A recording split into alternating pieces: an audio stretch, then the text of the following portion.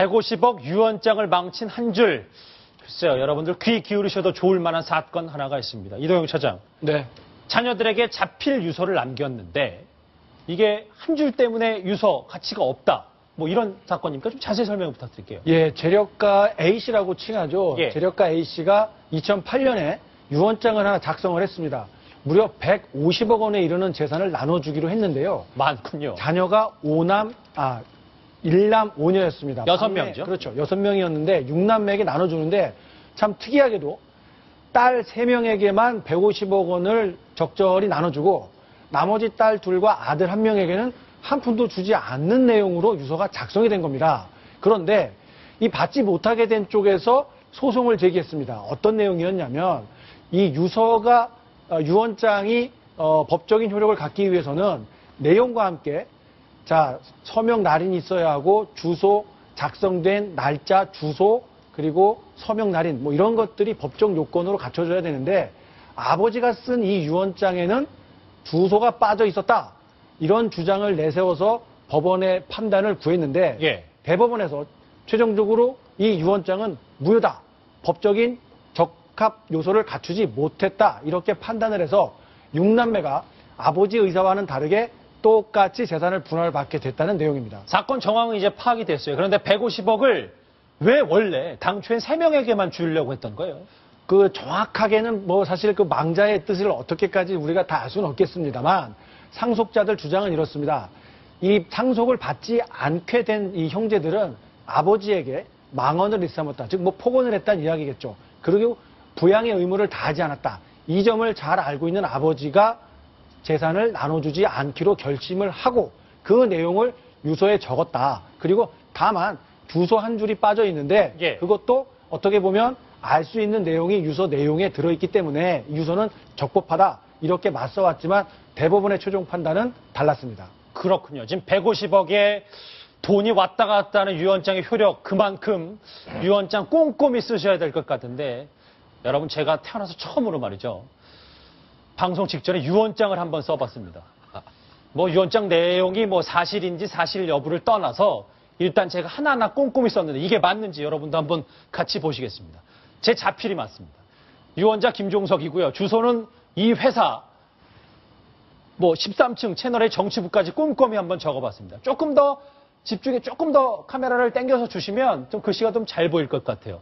번지수 포함의 세부 주소가 나오고 뭐 나는 다음과 같이 유언을 한다라는 등에서 뭐 제 주소도 있고 아버지 어머니에게 뭐 대지 1000평 있다고 가정을 했습니다. 저의 아주 큰 바람인데 일단 대지가 1000평 있다고 가정을 하고 이게 누구한테 증여한다라고 써 있고 2015년 5월 6일 제 이름과 함께 연월일이 붙어 있죠. 그리고 제 이름과 함께 제가 오른쪽 엄지손가락으로 빨간 인주에 찍어서 지장을 꾹 눌렀습니다. 전원책 변호사님. 예. 이 정도 유언장이면 효력이 있는 거죠.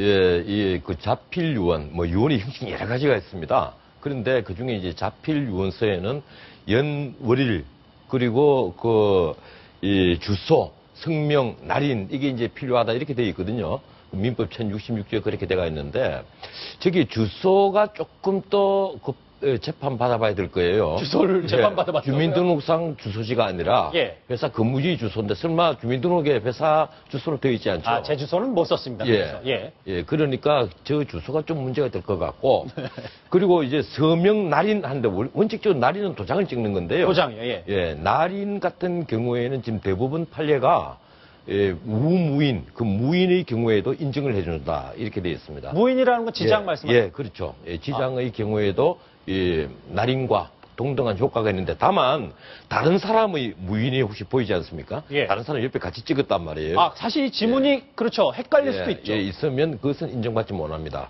아. 그리고 이 유언장에 합당한 내용이 들어가 있어야 되죠. 예, 근데 정리한다라고 하면 되지 않죠. 예, 이 유언사항의 정리와 유언은 완전히 다른 거니까. 아, 말과 내가 돈을 어떻게 나눠줄지는 또 다른 문제입니다. 상속하고 그 정려하는 것은 다르거든요. 알겠습니다. 물론 사인 정려가 있습니다만, 그래서 어느 정도 기본적으로 유언장의 형식은 갖추는데 이 정도 같으면 아마 효력은 대충 있지 싶어요. 효력 있으면 뭐합니까? 저는 150억이 없는데. 그래도 고양시 덕양구에 뭐 엄청난 땅이 한번 주소도 적어보고 제가 유언장도 한번 써봤습니다. 자, 이 법원 소식, 이 유언장 말고도 또 다른 이 법원에 좀 특이할 만한 소식이 하나 있다고 하는데, 이도영 차장, 네. 서울 가정법원이 장난감을 사모은다는데 이게 무슨 얘기입니까? 그렇습니다. 이 가정법원에서는 아무래도 이혼 소송이 많게 되잖아요. 그런데 엄마 아빠가 이혼을 할 때 보면 아이들을 데리고 오는 경우가 적지 않습니다.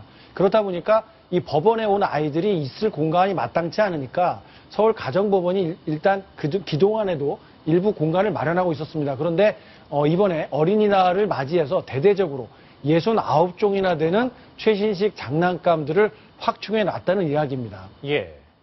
지금 보면 뭐 뽀로로도 보이고요. 뭐 아까 방금 전에 보셨던 뭐 저 스타워즈에 나왔던 헬멧, 까만 헬멧도 보이고. 그렇습니다. 이런 게 왜 나왔냐면은 연간 이 11만 건 넘는 이혼이 지금 진행이 되고 있거든요. 예. 그렇게 되면은 미성년 자녀를 둔 부부의 이혼 건수는 그중 절반이 넘는 5만여 건에 이르고 있습니다. 참. 자, 예. 그 중에서도 5만여 건이다 보니까 그 아이들, 부모가 이혼하게 된 미성년 아이들은 예. 약 8만 8천 명이 넘는 것으로 지금 추산이 되고 있거든요.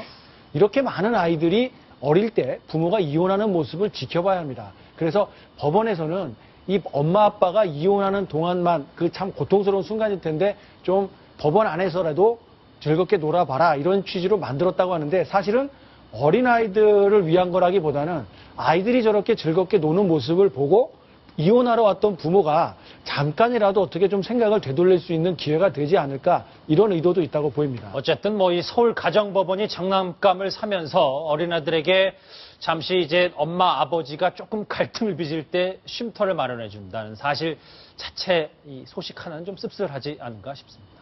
다음 주제는 뭘지 궁금합니다. 순위 바로 확인합니다.